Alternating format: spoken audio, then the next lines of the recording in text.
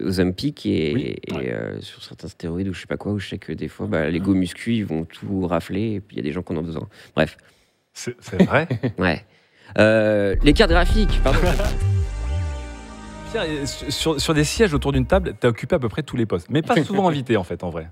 Non, c'est Pas vrai. si souvent. Ouais, Alors que tu en as interviewé des gens. Oh oui. Tu as interviewé beaucoup de gens, que ce soit dans le rôle d'animateur ou de co-animateur, ou des fois d'auteur ou de chroniqueur. Plein de projets. Alors, ça va être dur de tous les mettre dans l'ordre parce qu'en plus, certains se recoupent selon tes fonctions. En ce moment, tu bosses sur un podcast et une émission avec Arte. C'est ça, entre autres. Exactement, ouais. Donc la première s'appelle Laserdisc. Laserdisc, comme j'aime l'appeler parfois. Dix. Pour tous les dyslexiques sur Évidemment. Laserdisc, ouais. Évidemment. 5e saison actuellement. 5e saison. Ouais.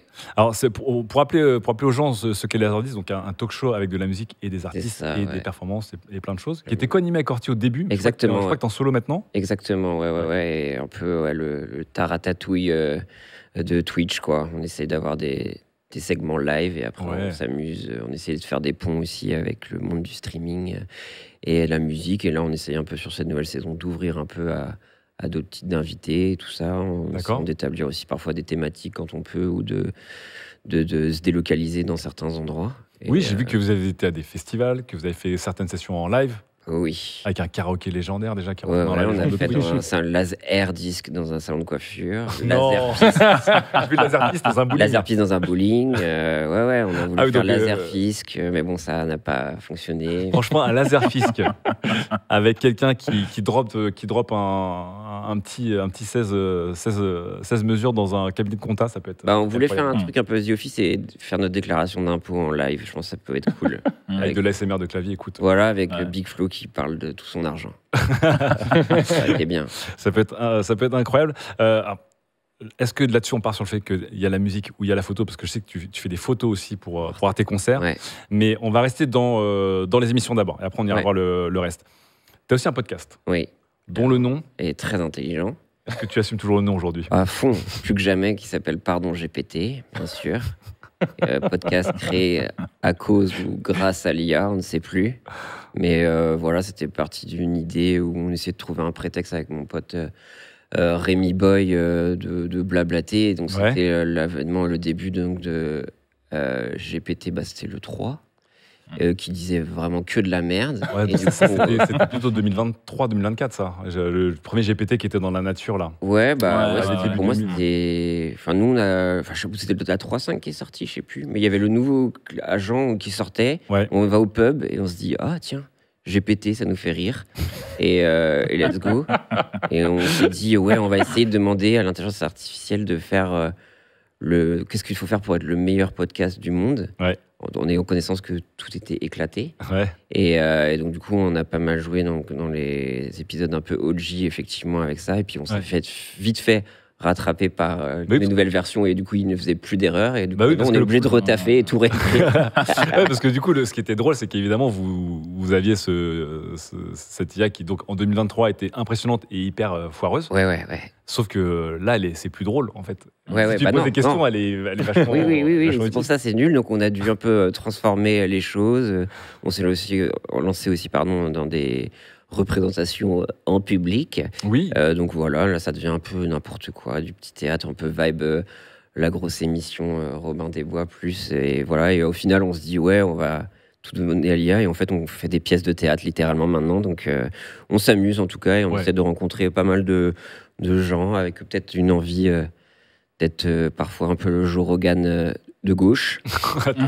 Joe Rogan de gauche. Non, mais là, tu vois, on a besoin d'un Joe Rogan de gauche. Hein. Bah ouais, de ouf. Et non, mais on essaie d'éclater, parce que je trouve que c'est dans le monde du podcast ou streaming, des fois, on reste un peu dans le côté human centipede, où on voit un peu les mêmes profils. Et là, on invite que ce soit nos potes, des autrices de bande dessinée. Là, on a une docteure spécialisée dans les maladies psy, la médication et tout ça. Donc, on va vraiment essayer de discuter, s'ouvrir à plein de choses. On a une coordinatrice d'intimité. On invite un peu... Coordinatrice d'intimité. Ouais. J'adore le terme, ça fait vraiment... et puis très important. Chef de projet, quoi. Très important en ce moment, vu qu'il y a des gens qui gagnent des palmes d'or et des Oscars et qui en ont rien à foutre de ça. Donc, c'est pas mal. Carrément. Là, je crois, tes 2 émissions du moment. Ouais, là, en ce moment, là, c'est hebdomadaire par GPT, et Laserdi, c'est tous les mois. Mais t'en as bossé sur plein d'autres. Ouais. Je t'ai connu à l'époque de Le Club il y a très longtemps. Sur Dailymotion. Sur Dailymotion. Ouais. En live. Évidemment, 300 de vues où tu étais co-animateur et auteur avec Cyprien. Ouais. Tu as créé le Téléthon Gaming. Oui. Tu avais aussi un talk show sur ta chaîne de Twitch. Après, je fais envie de faire 4K aussi. Spécialisé dans le cinéma, parce que j'adore la péloche. Grande canevas blanc ou 24 rêves par seconde. C'est ça, j'adore ça, quoi. Inarrêtable. T'avais ta chaîne Twitch, mais je crois que tu streames plus trop sur ta chaîne. Disons que depuis que j'ai fait un AVC, ça m'a un peu calmé. Ouais. Et donc, du coup, j'essaie de me remettre un petit peu. Donc, du coup, t'as plein d'autres projets, mais autre part. De quoi, pardon? Du coup, t'as quand même plein d'autres projets, mais. Ah oui, voilà, mais juste Twitch, là, des fois, il y a la paternité. J'essaie de carrer un peu les journées, vu que j'ai été un peu absent. Et donc, voilà, j'essaye. Là, je lis des blagues de Stéphane de Groot. Voilà. Voilà, essentiellement. Et puis, j'aime bien faire du react à tout le Jean-Luc Azoulay-Verse, à savoir les mystères de l'amour. Et on essaie de s'amuser. Mais moi, j'avais vu qu'à un moment, t'avais un peu de tryhard Fortnite, je tiens à dire. Ah oui, j'étais le champion de l'e-sport, bien sûr. Et la dernière fois que j'ai fait un tournoi, c'était avec Norman fait des vidéos. Ah ouais. Et ça fait plaisir. Une autre époque. Ah ouais, c'est trop cool. Ouais. Faut-il séparer l'homme du top 1 T'avais aussi créé le Téléthon Gaming / En avant l'espoir. En avant l'espoir, quand l'espoir. Un amour pour les titres. Ah bah ça. Nul à chier, désuet. Ça vraiment, merci de m'avoir fait confiance. Mais oui, le Téléthon Gaming, je voulais essayer de donner, étant un myopathe, essayer de donner une autre image de la myopathie, essayer d'avoir des intervenantes un peu concernés, tout ça. Donc c'était un peu compliqué, surtout que j'étais vraiment... on était vraiment que deux sur le projet avec Webedia qui nous aidait quand on soit un peu sur certaines choses et tout ça. Est-ce que c'est une bonne expérience au final pour moi? Je sais pas, parce que du coup j'ai été très vite déçu parce que ça a été un peu repris par... la vibe un peu Téléthon qui me saoulait. Ouais. Donc j'ai un peu lâché l'IP, on va dire. Ouais. Et donc du coup, une espèce de... un sucré salé, un umami qui me reste un peu. Mais la volonté était bonne, des trucs comme ça. Voilà, ça a un peu échoué sur certains aspects. Mais on s'est beaucoup amusé. Ouais, ça faisait partie de tes nombreux projets. Ouais. Et donc évidemment, avec tout ça, t'es photographe. De base. Je t'ai même connu d'abord en tant que photographe. Ouais, de base, photo. Moi, c'était le médium qui m'a le plus plu. Enfin, j'ai fait des études, j'étais aux Beaux-Arts. Et du coup, j'avais fait pas mal de photos argentiques et tout ça. Et c'est là où vraiment ça m'a plu. Et puis, c'était l'idée aussi de lier la musique, faire beaucoup de photos de concerts. Donc c'est là on commence à voir les valeurs transverses que tu as. Ouais. C'est que là, tu fais de la photo, mais c'est très lié à la musique parce que tu es très dedans. Donc là, on retrouve avec les Ordis notamment. Ouais. Et donc, c'est comme ça que je suis venu un peu sur Paris et me faire un petit trou dans la scène et rencontrer des gens, mes amis. Et du coup, j'ai eu... de fil en aiguille, le truc, c'est que j'ai eu cette chance, ce privilège d'avoir juste pu choper un stage aux Inrock, qui était un peu compliqué, et ce qui m'a amené à boule de neige, à faire Grazia, du street style qui m'a... Ah, t'as fait du street style pour Grazia? Ouais. Enfin, du style hunting. Donc, tu fais du Kim Kardashian, Justin Bieber, Kate Moss et tout, mais après, ça m'a un peu vite fait saoulé, un peu... de courir après toutes les sorties de défilé pour voir les... après, c'est un autre monde, et tu vois comment je suis une gazmère, et tu vois, ça demande vraiment de jouer des coudes, et moi, ça me saoulait, et puis il y a un côté, en plus, c'était pour un peu remplir le frigo, quelque part, quoi. Après, le côté un petit peu, midinette et tout, je sais pas. Je sais pas si c'est cancel le mot, pourquoi genré au féminin. Mais dans le côté genre voir des stars et tout, mais après ça m'a très vite passé. Et puis j'ai eu cette chance où du coup Arte Concert sont venus me voir. Et du coup je me suis remis du coup au concert. D'accord. Parce qu'il y avait toute une époque où il y avait plus de photographes que de musiciens, ou que de gens du public. D'ailleurs, j'aimerais que tu nous expliques un peu les dessous, parce que je crois que les gens comprennent pas souvent ce que c'est qu'être photographe de scène et les contraintes que tu as, genre là où tu peux aller, des fois le temps que tu peux shooter, les machins. Et je crois que c'est assez compliqué pour te dire j'ai tant de temps, autant d'opportunités pour avoir le shoot ou les shoots. C'est pas aussi simple que de courir sur scène et faire des roulades où tu veux, quoi. Non, c'est très compliqué. Après, moi, j'ai surtout démarré avec la scène hardcore, donc c'était des choses plus. C'était à la cool, t'as pas de barrière et trucs comme ça. Après, tu peux juste te faire péter la gueule, mais après, ça fait partie du risque. Mais après, effectivement, t'arrives à des grosses scènes comme l'Olympia ou des gros artistes où je sais que un des plus relous, entre guillemets. Enfin, la base de la base, c'est les 3 premières chansons. Ça, c'est le truc basique. Ah bon? C'est-à-dire que tu ne peux shooter qu'au début du concert? Ouais. D'accord. Ça va être le truc de base. T'as le pool photo, 3 chansons. Et dans le plus relou, c'était Jack White, entre guillemets. D'accord. Jack White des White Stripes, non? Exactement, okay. Ouais. J'avais fait à l'Olympia. Et donc, lui, c'était 3 chansons, mais dispatchées dans le set. Donc, il fallait être vraiment attentif à avoir les timings. Et sous les Américains, ils sont vraiment à fond. Déjà, tout son crew, ils étaient tous stylés en mode lady, enfin un peu prohibition. Enfin, c'était un peu bizarre la vibe. Attends, et donc tu devais rentrer, sortir, tu avais le droit de faire des photos, et après tu n'avais plus le droit, puis à un moment tu dis ok, go, t'as 3 minutes 40. Exactement. Et après, chiant, voilà. Donc après, tu as tout ce stress-là, en plus, comme un connard, moi. Je suis un peu old school, donc je fais mise au point manuelle. Je ne sais pas pourquoi. Apparemment, je veux faire souffrir. Voilà. Donc, pardon, monsieur. Excusez-nous. Donc c'est ça. Photos de scène dans le noir avec des conditions lumineuses changeantes en focus manuel. Raph, il sait de quoi on parle. Et en 70-200. Donc je sais que en fait c'est là où, en fait, comme tu dis, je fais beaucoup de choses, mais j'ai ce sentiment. Je vais pas faire le coup. Je me sentiment d'imposteur et tout, mais peut-être moyen partout, mais bon nulle part. Mais je pense que je suis bon en photo, et surtout en photo. Oui, parce que je sais que c'est compliqué. C'est sur Instagram, ton portfolio perso et ton portfolio de photographe. Voilà, c'est ça. Les deux sont sur Insta, on les remet en image. Mais après, il y a un côté, j'aime bien un peu, j'essaie de me mettre dans un mood un peu guitare héros, gamification, où je me dis, ok, je capte le pattern, je sais que là, je clac. Et ça, c'est un côté un peu Pokémon Snap que j'aime bien avec l'exercice du Pokémon concert. est Jack White. Et c'est ça, voilà. Et non, et puis selon le style musical, tu vois, je vais du hardcore au rap. Enfin, tu vois, tu fais du Hamza. Après, tu vas sur IBI, donc c'est des vibes totalement différentes. Et du coup, ça peut ramener des couleurs totalement différentes. Et est-ce que ça te permet des fois de faire le pont avec aussi ton activité sur les Laserdisc, par exemple, pour rien avoir du coup? Le pont. Parce que je me dis, en fait, tu photographies des artistes, tu bosses avec Arte, vous avez des émissions. Dans ce milieu, effectivement, il y a beaucoup de choses qui se tissent. C'est des activités complètement différenciées, ou ça te permet de dire, c'est cool parce que je vais voir cet artiste, je pourrais l'inviter sur les Laserdisc, ou à l'inverse, j'ai invité des gars sur les Laserdisc, mais ils me disent, en fait, on a des dates, mais je suis photographe.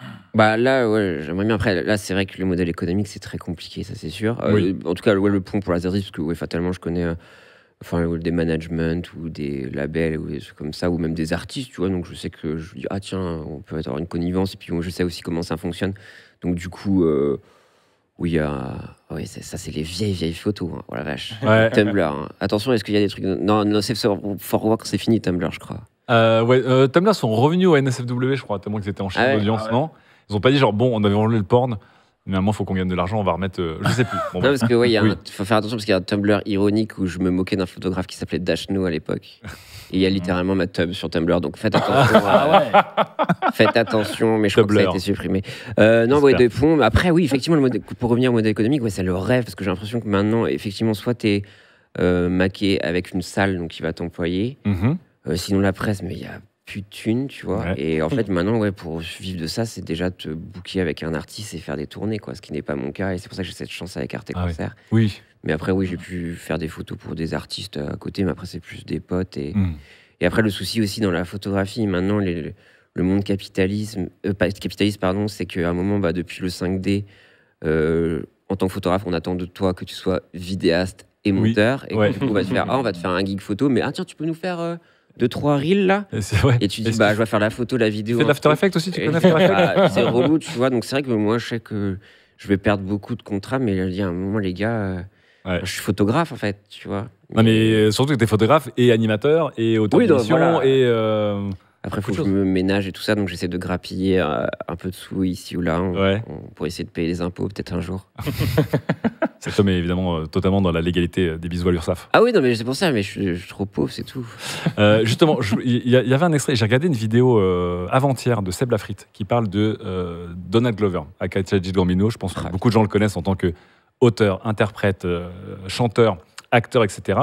Et qui revenait sur le côté un peu multi-talent. Je ne sais pas si on peut mettre le son. J'ai pris en photo d'ailleurs, à la Maroquinerie. J'ai vu. J'étais en concert le voir, un de ses premiers concerts. On était au même alors. Ah, incroyable. À la Maroquinerie. Je crois qu'on avait le time code parce que c'était un passage qui m'intéressait mais qui raconte évidemment, je pense, beaucoup de gens, d'artistes et de créateurs, de créatrices de contenu à 32 minutes 34, mon cher Jéjou, puisque pour un peu pour comprendre Childish Gambino, Seb Lafrite a été interrogé, lire des livres de sociologues sur un concept de l'hypermodernité.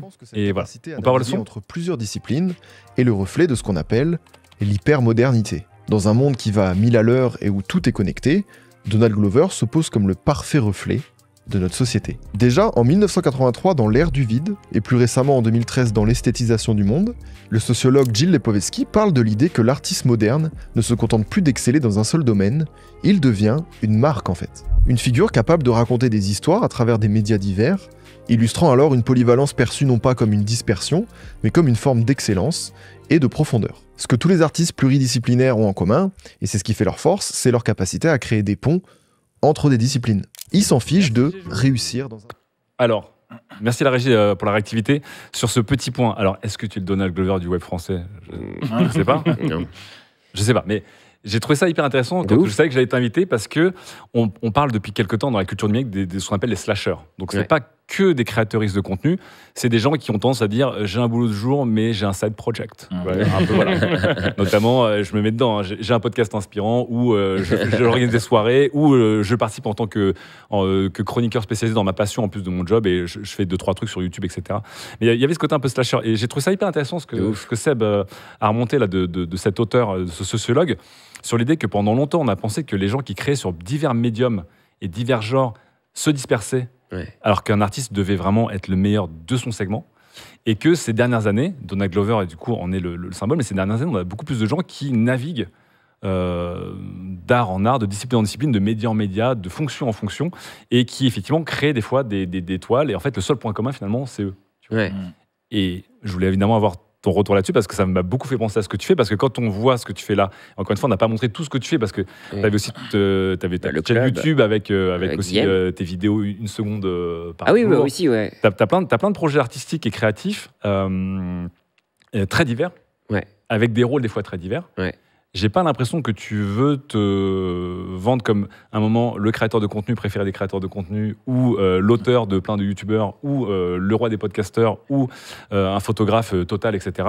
Et que tu navigues de manière assez naturelle entre tout ça. Est-ce que ça brouille ton image auprès des gens ou est-ce que justement les gens se disent en fait Pierre Lapin, l'image de Pierre Lapin que j'ai c'est que justement c'est un mec qui est multicarte. Non mais là où je suis nul, c'est effectivement aussi maintenant pour pouvoir...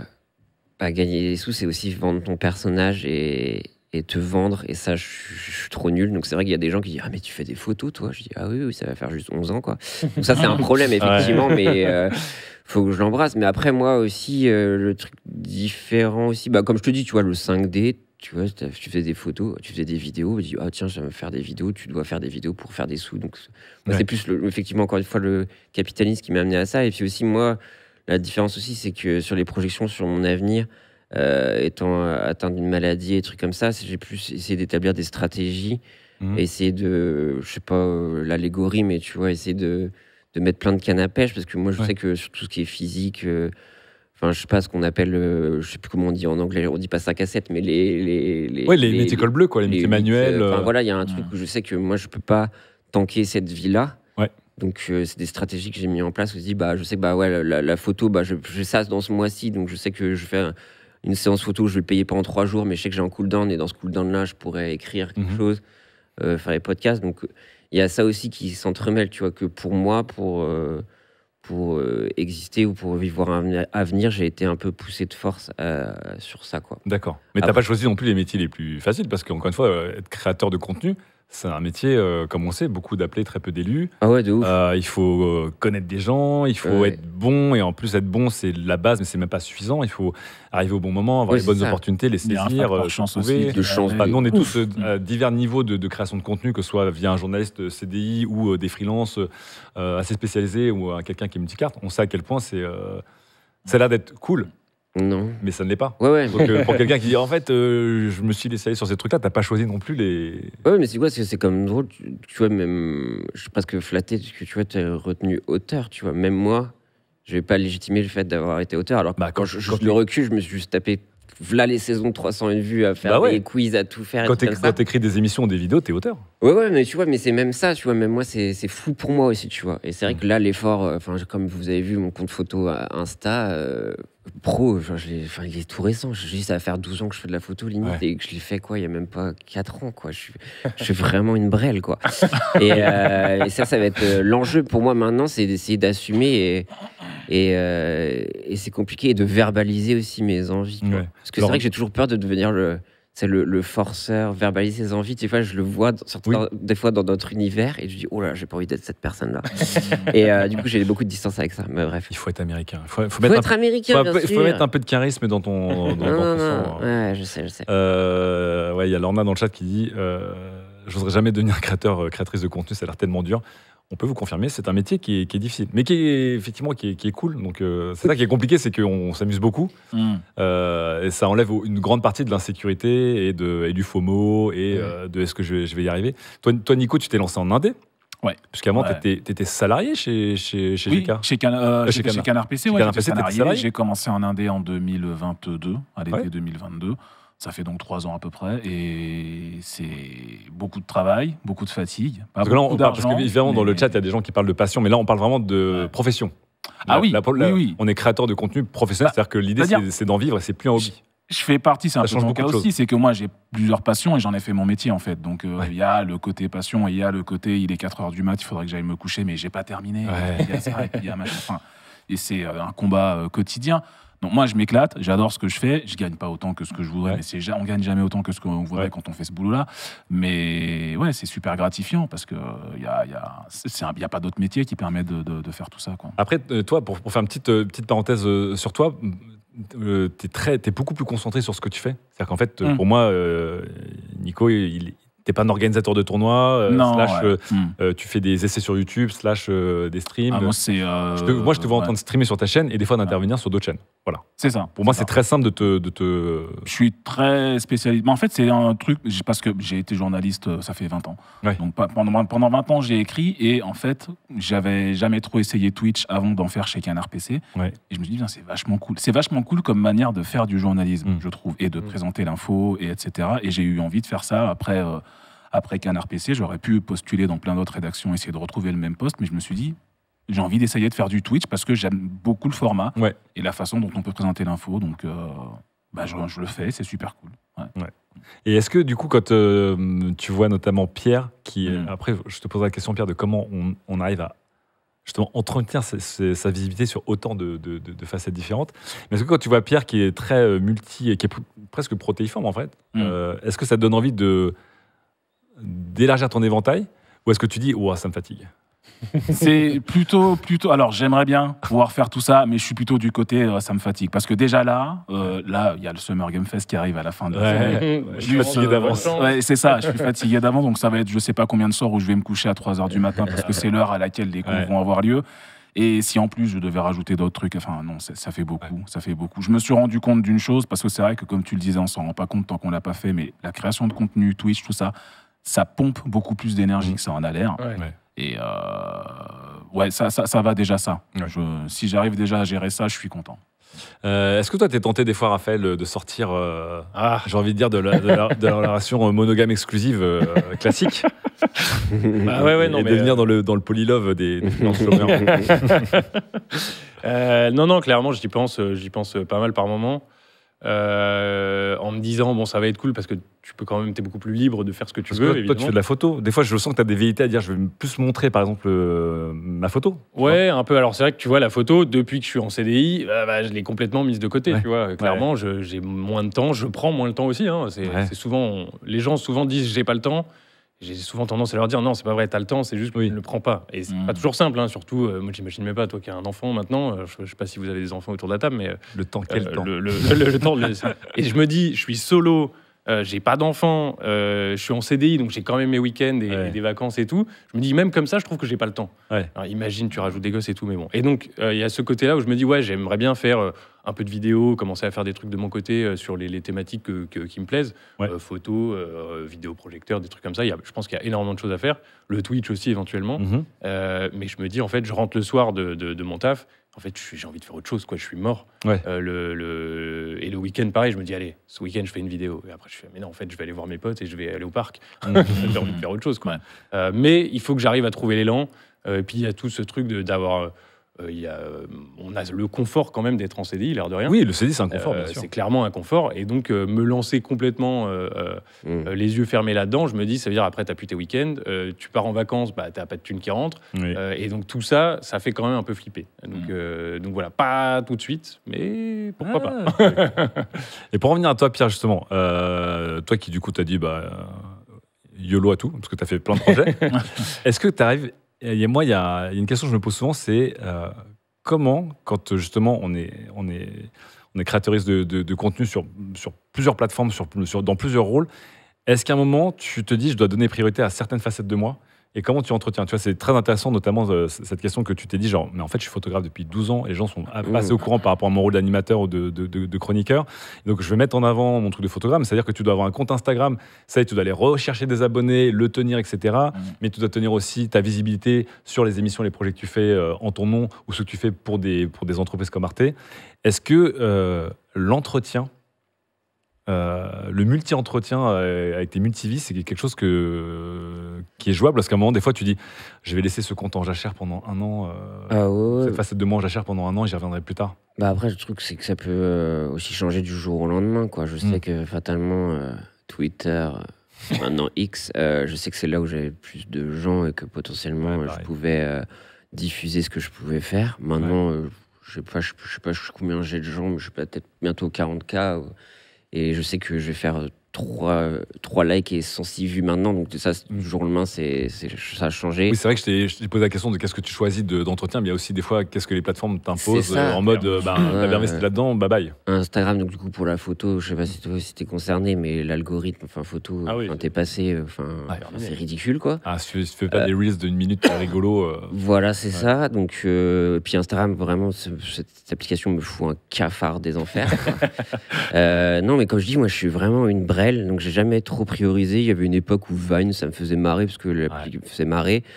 Après, effectivement, je me suis spécialisé en tant que commentateur de TikTok+, et j'en ai fait 2-3 autres trucs comme ça. Mais après, ça me fait chier un peu au point. Là, c'est ce qu'on essaie de faire, c'est justement plus pour GPT, parce qu'aussi... il y a la méta aussi, Rémi, nos boy, donc, qui co-présente avec moi. Lui, il est dans le stand-up. D'accord. Ça, c'est devenu une vraie problématique pour... Attends, me dis pas que tu vas te lancer dans le stand-up. J'ai déjà fait du stand-up, mais moi, c'est plus... Non, mais ce que je veux dire, c'est vraiment genre... en mode projet principal. Oh non, jamais de la vie. Tu vois, genre, écumer les cafés 5 soirs par semaine, te prendre des billes non-stop comme ça. Non. Non, je veux dire, ils doivent remplir, donc ils font tous des face-cam, et tu les vois, tous les stand-upeuses qui vont faire leur face-cam tous les 2 jours pour sur Instagram et TikTok, ils alimentent. Et c'est chaud, tu vois. Et puis même là, ça redéfinit aussi ce qu'est le stand-up maintenant avec l'avènement du crowdwork, tu vois. Enfin, je veux dire que le crowdwork, à savoir aller communiquer avec le public. Donc on rappelle, c'est des gens qui semi-improvisent avec le public et qui vont avoir des échanges qu'ils espèrent devenir un peu viraux avec 2-3 vannes, 2-3 moments. Et pourquoi ? Parce que effectivement, ça te permet d'exister sur la toile et de pas griller des vannes qu'il y a dans ton spectacle. Donc c'est pour ça que le crowdwork, c'est le meilleur truc pour pouvoir inviter les gens à venir. Mais donc du coup, maintenant, il n'y a que des spectacles de crowdwork presque, il y a des stars de crowdwork. Mais du coup, c'est complètement aliénant. Mais là, on essaye un petit peu... là, avec GPT, donc on essaie de prendre du budget un peu sur ce qu'on peut dégager pour faire TikTok réel et YouTube Shorts. Bon, hélas, on n'est pas Thibaut InShape, donc ça marchouille moins bien que lui. Mais je préfère tellement du Thibaut InShape-like, vraiment. En silencieux comme ça. Qu'est-ce qu'on lui dit à la dépression? Comme ça. Qu'est-ce qu'on lui dit à la dépression? Non, il faudrait, mais non, je sais qu'en transformation, j'ai pas trop la visibilité là-dessus. Ça fait chier, mais c'est horrible, hein, t'es obligé de l'algorithme. Enfin, tu vois, même sur le podcast, tu vois. Oui. Enfin, en ce moment, tu sais que vraiment, maintenant, vous pouvez commenter les épisodes sur certaines plateformes, et c'est intégré à l'algorithme. Enfin, la mise en avant se joue là aussi, et on ne sait pas forcément, quoi. Ouais, donc maintenant, quand t'es podcasteur, c'est pas que juste envoyer les écoutes, c'est laisser les commentaires, c'est ça, interagissez pour l'amour du ciel. Faire un compte Insta, des trucs comme ça, quoi. Donc, pour mes projets, je peux avoir des vérités à le faire, mais pour moi, je dis, oh putain, il faut que je fasse ces photos-là. J'avais zappé. Je l'ai quand même pris en photo, tu vois. Enfin, je sais pas, tu vois. Mais même, je me dis, Tu vois, il y a Renoir qui est malheureusement décédé, on pense à lui, tu vois, mais j'aurais dû trop faire genre, je l'ai pris en photo et j'aurais pu faire. Si t'étais un vrai influenceur, t'aurais posté une photo de toi au premier plan, lui au deuxième plan pour dire putain, frère. Ouais, c'était mon frère. Non. J'ai fait un post comme ça, mais pour l'arrêt du Floodcast. Je me suis dit, ils sont pas vraiment morts, donc j'ai fait genre tout ramener à moi par leur mort numérique.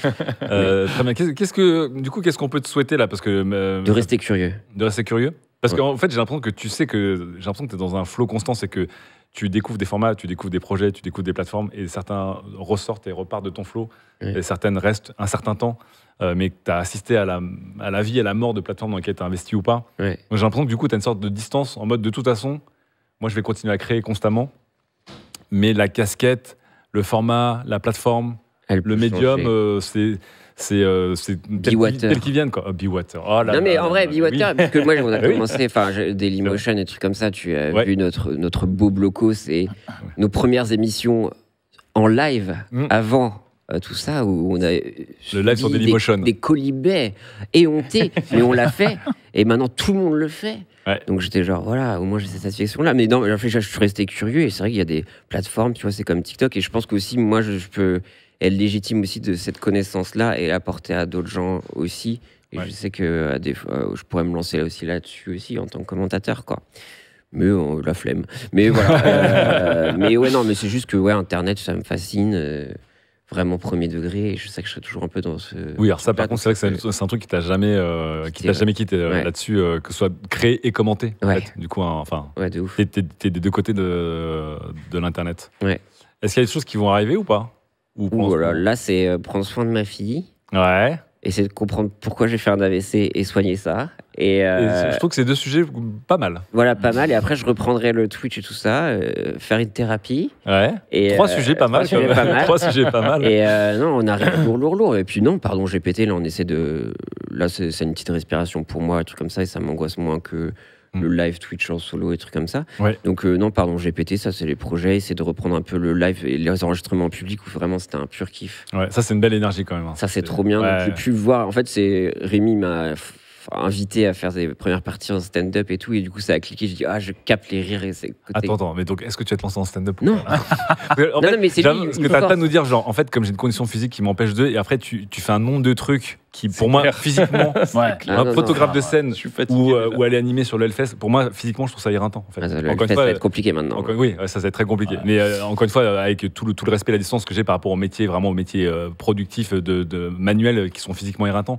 Mais je trouve que ta vie en tant que créateur de contenu, je la trouve pas du tout relax. Ah ouais, non, mais c'est pour ça, vive la morphine et autres médicaments. Et la kétamine. Un petit reboot en live. Non, mais là, en plus, comme tu dis, en ce moment, je suis en plein sevrage de morphine en plus, donc je sais pas si je suis au top, quoi. Il paraît que c'est vraiment bien. Est-ce que c'est si bien que ça? Le sevrage? Non, l'enfer de la Terre. Moi, ça va faire 20 ans que je suis sous ça, donc là, j'essaie d'arrêter. Mais il y a les antidépresseurs maintenant qui vont carrer ça, et voilà. Mais on va essayer de trouver pénurie. C'est vrai? Non. Apparemment, il y a une la pénurie, je suis baisé, ouais.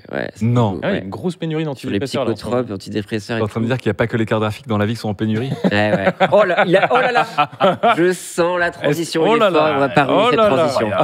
En vrai, j'ai sorti comme ça, mais effectivement, ça ne fera pas. Je savais même pas qu'il y avait des pénuries médicamenteuses. Mais oui, c'est horrible. Oh là là là là. La seule dont j'avais entendu parler, c'était pendant le Covid, quand l'autre clown avait dit qu'on pouvait prendre, je sais plus quel. La chloroquine. Ouais, voilà. Que les gens qui en avaient vraiment besoin, du coup, on trouvait plus. Mais ah bon? Il y a eu des vraies conséquences avec ce con. C'est comme la chloroquine, c'est pas juste un truc, c'est une vraie molécule utilisée dans certains médicaments pour c'est plus telle maladie, et qui s'est retrouvée en rupture parce que les gens se jetaient dessus parce qu'ils pensaient que ça soignait le Covid alors que pas du tout. Mais bon. Même chose avec les Ozempic et sur certains stéroïdes ou je sais pas quoi, où je sais que des fois les go muscu ils vont tout rafler et puis il y a des gens qui en ont besoin. Bref. C'est vrai? Ouais. Les cartes graphiques, pardon, je peux pas non mais revenons à des sujets. Je trouve ça incroyable et on n'est pas du tout équipé pour, mais le jour où on parle de tech et de santé notamment, c'est un sujet que. Le TENS, là, je suis en train de tester le TENS, donc si jamais c'est un truc pour shut down au niveau neurologique les douleurs. Attends, C'est-à-dire comment? Du coup, c'est du sport ou c'est... Non, tu te mets des patchs et du coup, tu as des programmes et du coup, ça vient essayer d'aller stimuler. C'est comme l'interface... Un peu, là, je teste ça. C'est pas une interface neurologique, mais ça reste une interface... C'est pas l'électrostimulation où ça va contracter le muscle, sinon je ferais des copies. Mais ouais, ça va faire des petits... Et du coup, c'est pour nerveusement aller shut down quand on a les douleurs un peu neuropathiques ou des trucs comme ça. Ok. Voilà, c'est très old school, mais je suis en train de tester en ce moment. Et ça a des effets? Enfin, tu sens ouais. Après, le truc, c'est. Non, mais du coup, c'est hyper intéressant. C'est trop intéressant. Ouais. Justement, c'est parce que je suis dans cette démarche-là d'arrêter les morphiniques ou de trouver d'autres substituts. Si on pouvait potentiellement légaliser les choses et pour aider les personnes souffrantes. Mais donc, du coup, voilà. Et ça, c'est une aide aussi. Et voilà. Et puis, même, il y a des technos pour l'apnée, pour. Les trucs comme ça, ça peut être des émissions très intéressantes. Les exosquelettes, des trucs comme ça. Moi, j'adorais. Mais effectivement, je trouve que c'est un champ. Où je ne suis pas du tout expert et que je trouve extrêmement pointu. Dès que tu attaques la santé, notamment, ou la cybernétique avec la tech. Puis ça peut vite vriller aussi dans des trucs chelous aussi, chez Shady, quoi. Donc voilà. Les exosquelettes pour évidemment être plus performants dans la manutention des entrepôts Amazon. En photo, en photo, je serais tellement heureux, mec. Ouais, là, j'ai vu des exosquelettes ils sont même loués au pied d'un des plus grands escaliers d'un monument en Chine. Vous savez, une sorte de montagne à grimper. C'est une sorte de truc que tu dois faire vraiment. Tu as 7000 marches à monter avec un monument majestueux en Chine. Et là, ils ont mis en place en bas des locations d'exosquelettes passifs. Donc, ce sont des exosquelettes sans moteur. Juste pour les jambes? Ouais, mais avec une sorte de retour de courbure de carbone, je ne sais plus comment ça s'appelle, pour aider les vieilles personnes, notamment, qui ne pouvaient plus faire cette sorte de pèlerinage de 7000 marches. Ah, mais c'est un système passif, c'est pas le robot qui monte à ta place. Non. D'accord. Non, mais parce que effectivement, maintenant, tu as des technologies qui se basent plus sur la cinétique et qui sont du coup beaucoup plus légers, beaucoup moins chers. À mettre en place pour juste donner un petit coup de ressort, on va dire, pour aider des gens à soulever des objets, notamment. Donc, est-ce que c'est bien pour aider des petits vieux à monter 7000 marches pour un pèlerinage? Oui. Est-ce que c'est bien pour aider des manutentionnaires des entrepôts Amazon à bouger vos colis en Amazon Prime encore plus vite? Peut-être pas. Oui, parce qu'ils vont recevoir ça, puis on va leur dire maintenant, il faut bosser 2 fois plus vite. Évidemment. Après, si ça permet aussi... Je pense que le but premier dans certains métiers, je crois qu'à la SNCF, ils en utilisent pas mal pour soulever des parpaings et tout. Oui. Quelque part, si ça peut soulager les douleurs de dos parce que tu passes à 10 ans, t'es mort. Oui, bien sûr. C'est quand même bien. Mais c'est toujours pas. Tu te demandes toujours, encore une fois, si la technologie va... un peu sketchy.